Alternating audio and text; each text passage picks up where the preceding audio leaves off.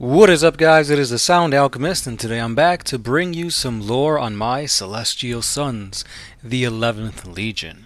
So if you guys don't know about this Legion that I do, it's a fan-made chapter that I have been working on for a long time. I think it's been like 2-3-ish years. And I do have a playlist going on for it, so if you want to learn more about it, know the backstory, the characters, and everything behind it, check out the Celestial Sun playlist. But anyway, today I will be talking about the stratagems for the Celestial Sons. So this is an actual, not just fan army, but like an actual playable army. And the codex will be coming out hopefully by the end of this year. I've been working on it pretty diligently, and overall it's kind of a mix of Blood Angels and Adeptus Custodes. So because of that, I've kind of used their stratagems and like added a few tweaks here and there. So basically what this video is kind of like a rough draft, so to speak, is to see if like their stratagems make sense, command point wise. Is it underpowered? Is it overpowered? Does it seem just right? But anyway, that's pretty much what I've got going on here, so let's dive into their stratagems. So, since the Celestial Sons are the 11th Legion, I decided to make only 11 stratagems for them. Now, they don't have a lot, but at the same time I feel like what they do have, it's adequate enough for the battlefield. So, the first one is called the Relics of the Forgotten. It's pretty much the generic one that you see for all Space Marines.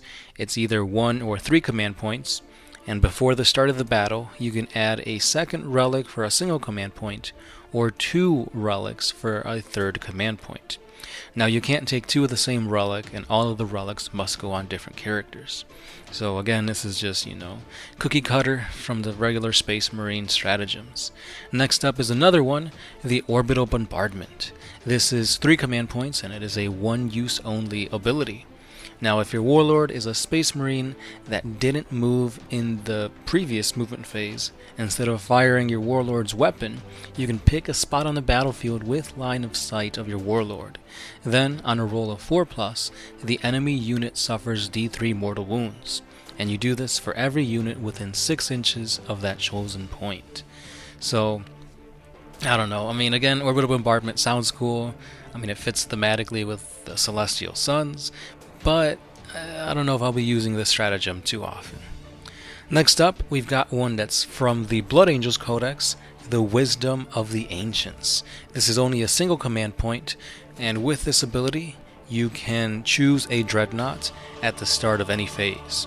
Then, any units from that same chapter, including itself, can re-roll hit rolls of 1 for that phase, as long as they're within 6 inches of the Dreadnought. So think of it as a little like reinforcement bubble for a phase, basically. So again, it's situational, but it's pretty cool. Next up is Death to the Traitors. It is another command point, just 1, and the ability is that when a unit attacks a Heretic Astartes unit in close combat, a roll of 6+ on the to-hit roll generates another attack with the same weapon. Again, this is another thematic theme, since the Celestial Sons have had traitors in their midst, the Infernal Sons. Now if they're fighting against Chaos, they get to potentially do more damage. So again, it fits, it's a pretty cool tactic, but again, it does nothing if you're fighting like Xenos or other Space Marines. The next stratagem is Only in Death Does Duty End. This is 2 command points, and when a Celestial Sun character is reduced to 0 wounds, he can make an out-of-phase shooting or fight action before being removed as a casualty.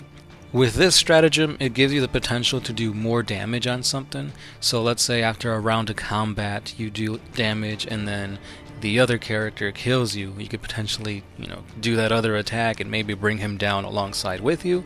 Or maybe just make something that's a little bit scarier, a little more squishier for other stuff to kill. So it's situational, but I think it works well. Next up, we have the God Tamer.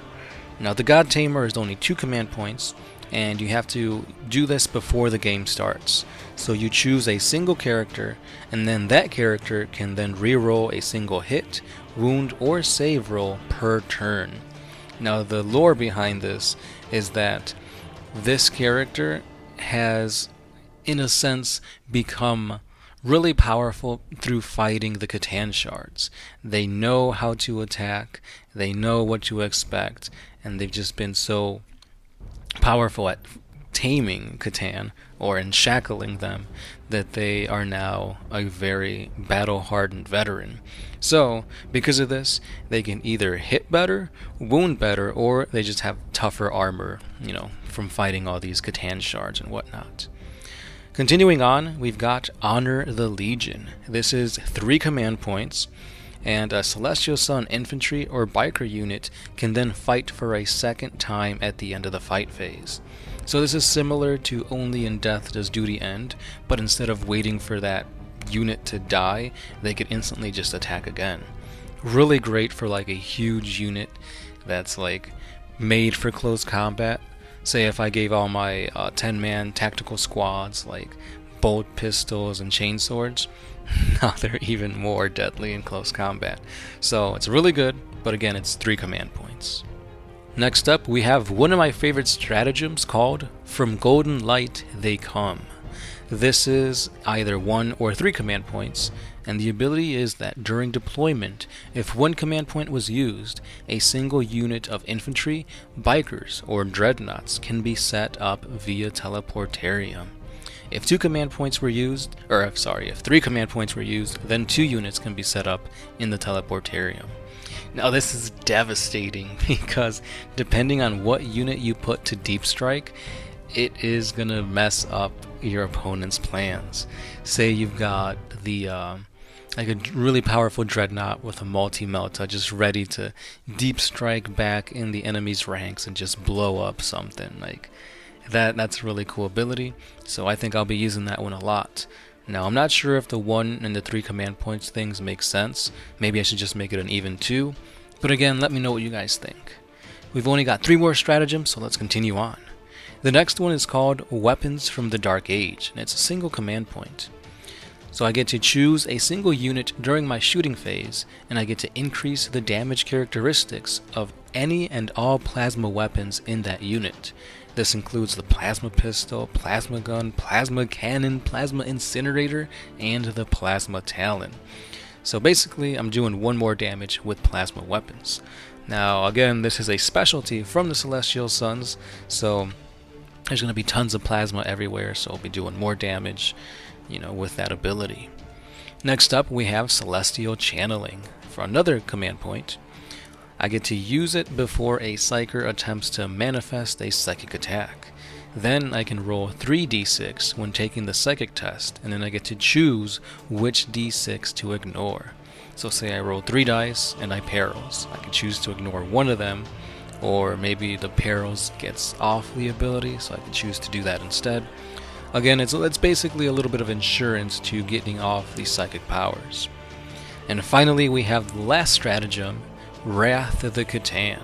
This is 2 command points, and the ability is that I get to use it after a Catan has used its power. I can then roll a d6 and consult the Catan power table. Then I can immediately use that power even if the Catan already used that same ability that turn. So again, this is situational only if I bring the Catan, but most likely I will be bringing them in because they're just cool. If you guys don't know the lore behind this, after the Celestial Suns were basically ripped apart from the Imperium via the Edict of Obliteration, they were kinda just lost in space, not knowing what to do, until they came across a Catan shard. Then, after realizing the power of these Catan gods, they decided to capture a lot of them and use them to further their own goals. So because of this, they've got quite a few Catan shards, so they could bring these awesome ancient gods to battle. So, if I am bringing them, I could use 2 command points to allow them to use more of their abilities, and their abilities are pretty crazy. So for 2 command points, I see this as being a pretty good ability. But anyway, guys, that's all I've got for today. These were the 11 stratagems for the Celestial Suns. Now, I will be coming up with my own stratagems for the Infernal Suns, but that will be a video for a different day. For now, I just want to get your opinion if you think they're too, underpriced via command points, if they're alright, or maybe you guys have your own custom stratagems that you think would fit better. Again, let me know in the comments and we'll go from there. Stay tight, guys, because we got more 40K lore videos coming your way. And again, if you want to learn more about the Celestial Suns, I will link the playlist at the end of this video. And that's pretty much all I've got for today. So as always, this has been the Sound Alchemist, part of One Mind Syndicate, and I'll catch you guys tomorrow.